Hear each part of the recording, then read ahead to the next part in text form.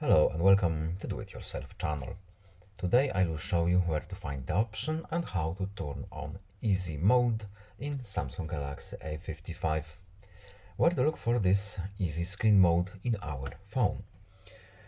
We need to go to settings, then we are looking for our display options, and when we scroll down we have our easy mode.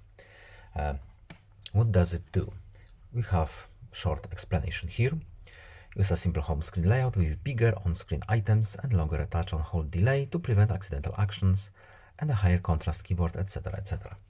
So, to turn on our easy mode, we simply tap this option, and now as you can see, our easy mode is on, and we can also change touch and hold delay, and we can turn on or off high contrast keyboard if we need to.